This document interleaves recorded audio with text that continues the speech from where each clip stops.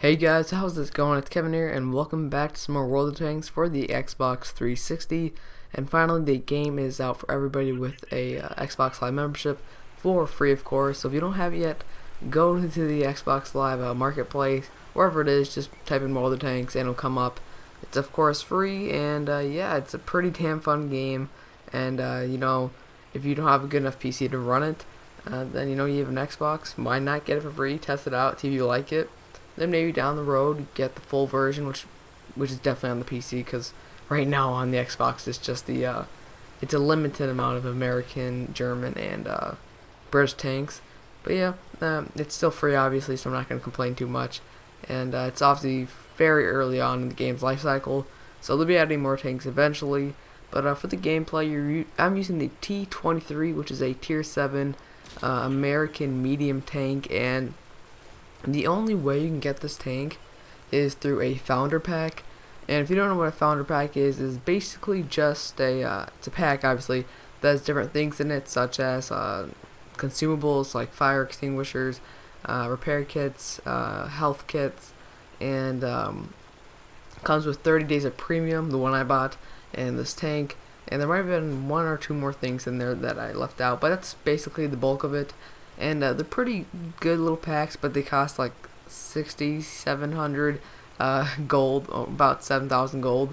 So it's definitely not expensive. That's like about what, 35 bucks right there. I think it's actually, no, it's like $39 right there, around there. And so it's not a little inexpensive thing. It's definitely gonna take some money. If you're gonna be wondering if it's worth the money or not, if you plan on getting premium and you want to try this tank out and you want those extra consumables, then definitely it's worth it. If you don't have the money really and you're thinking about getting it, honestly, unless you're like some medium tankaroo and you're really good at them, then sure, get it. But for me, I'm not really that good with the tank. This gameplay right here is handpicked. Well, it's not really handpicked. I did 3 games. The first game went terrible, and these 2 other ones went pretty well. Didn't do a whole lot of damage or anything like that, but yeah, we won, got a kill or 2, did some good damage, which is what matters, the damage and the victory.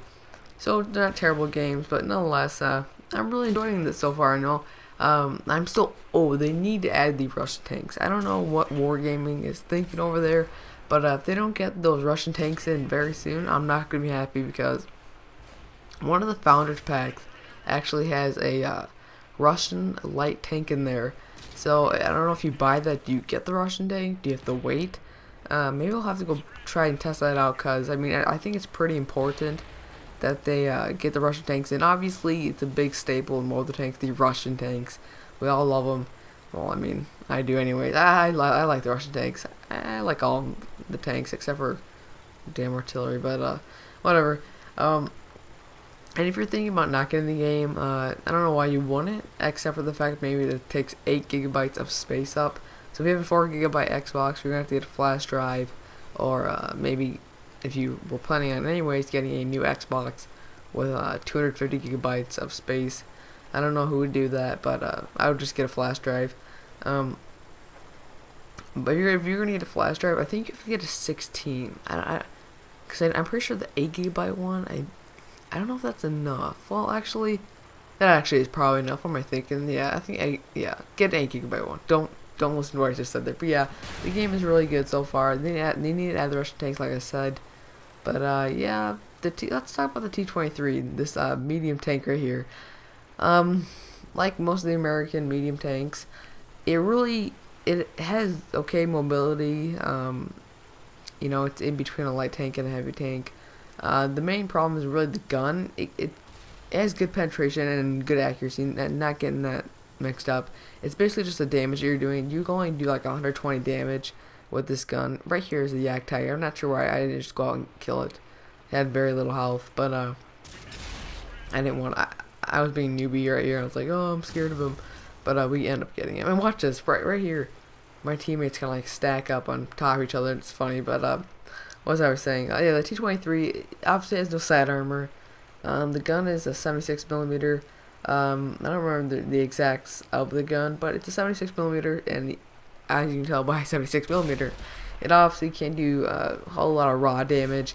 You know, it has good aiming times, good accuracy, and things like that. But I mean, to be honest, the raw damage isn't there. And when you go up against another tank one-on-one, you're pretty much screwed. And that's where you have to use your mobility. And sometimes the mobility on this T23 isn't even that great. Hell, maybe you guys are a lot better than me. I'm not much of a medium tank driver, so maybe you guys are a lot better than me. But try it out, give it a chance, and well, actually, you spent $30 to get it anyways, because you can't get it any other way.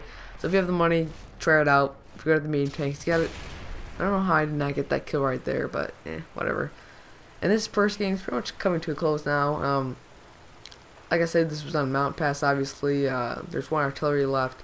And this artillery is pretty fast. He just gets away from us, and then we have to see who can get. We all chase him down, and you'll see who gets the final blow on him. But the person who gets the final blow on him did not do the most damage. Just to put that out there. And yeah, this guy's pretty much screwed. He pops up any second. Yep, there he is. Me and the Panther are in a race right now, and the Panther misses. And the Panther has a better engine than me. Not really at acceleration so much, more or less at the speed that I can go to. That's where the Panther is better at. I see the Panther starts to pull away from me right here. My little engine just can't keep up with him. And let's watch this. Ooh, come on. And the Panther does one hit, and I get the other hit. So I did get the kill. But kills don't really mean anything at all. It's all about the damage done. And that was our first game. So we're going to look at our stats really quick, and then we'll cut to the second game with the T23. Let's see how we did right here. We didn't do too bad at all. I mean, without premium, we got about 1,400 XP, which is not bad. About 1,700 credits. Got a mastery badge, class 50%. We got like what? 5th on our team, 6th, something like that. So it wasn't a bad game XP wise at all. But our next game is on Malinovka, and we are in a tier 7 game as the top tier. But like the lowest tier, let me see what that was again. Let me see if I pull it up. I think the lowest tier is like 3 or I think it was 4 actually. Yeah, tier 4 M5 Stewards at the bottom.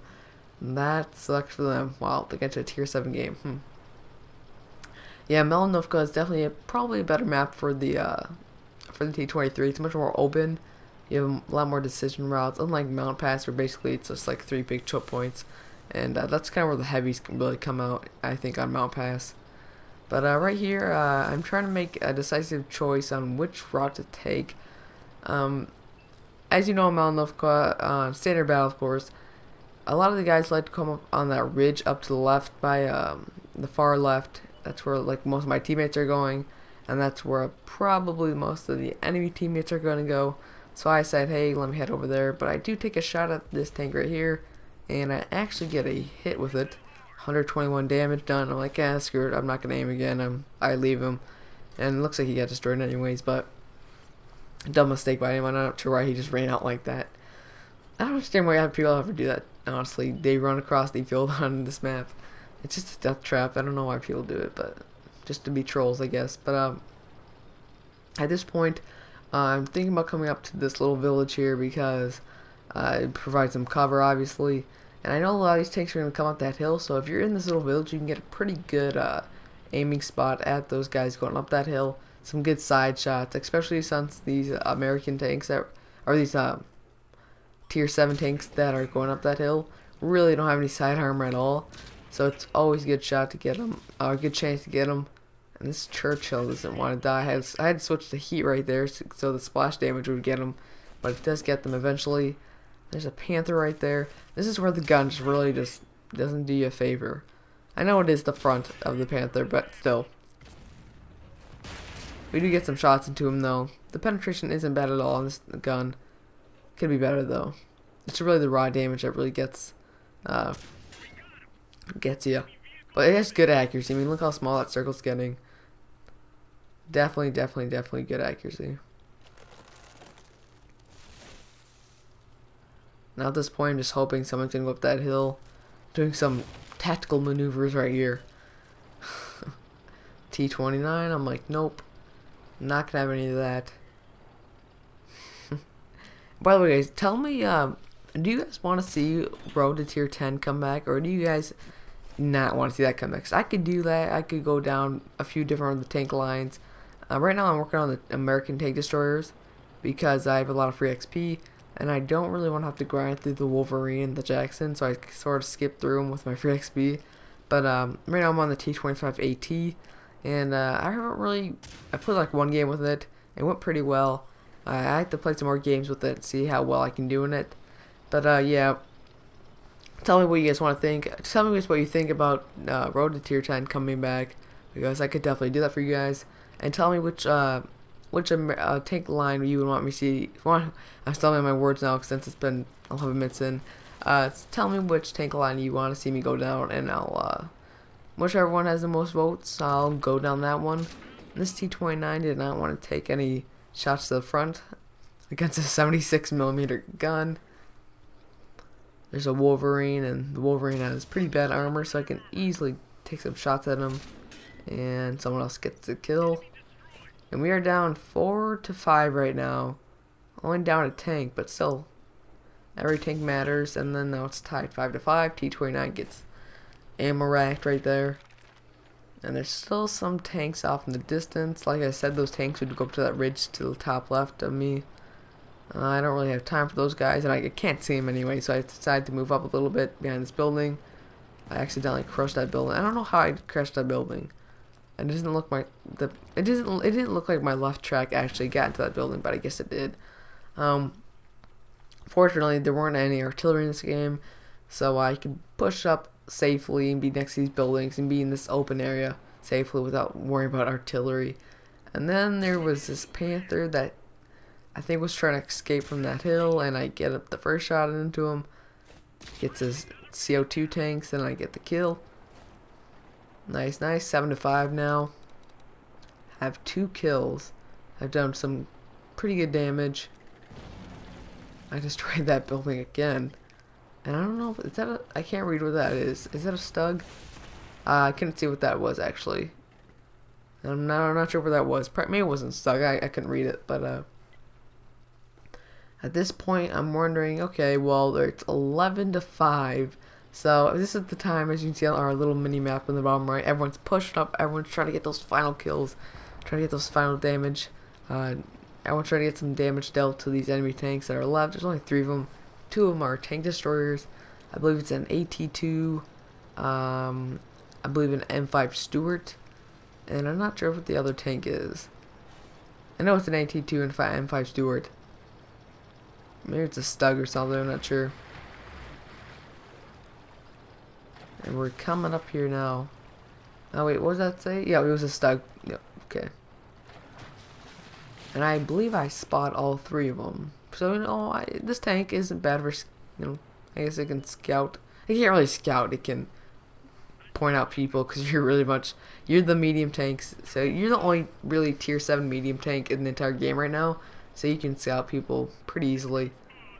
But yeah, you guys, overall this tank isn't bad or anything.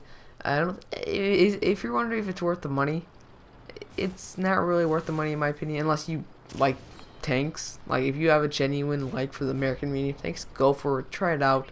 I mean, the only reason I really got this founder pack was basically because 30 days of premium and the consumables.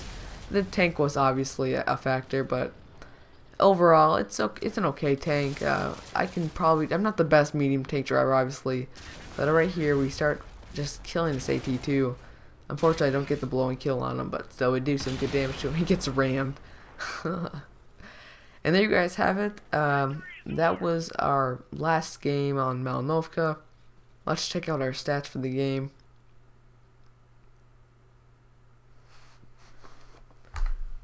Alright, let's see what we did here.